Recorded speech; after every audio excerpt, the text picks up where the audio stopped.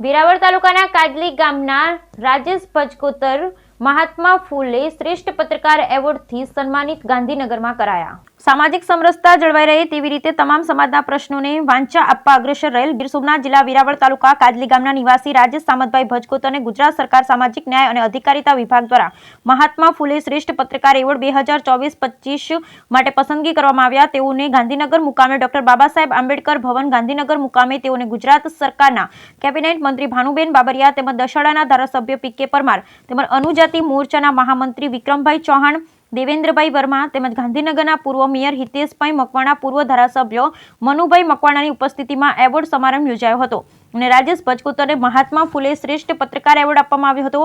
રાજેશ ભજકોતરની વાત કરીએ તો રાષ્ટ્રવાદી, નીડર, નિષ્ઠાવાન, નિષ્પક્ષ પત્રકાર તરીકે જાણીતા થયેલા છે।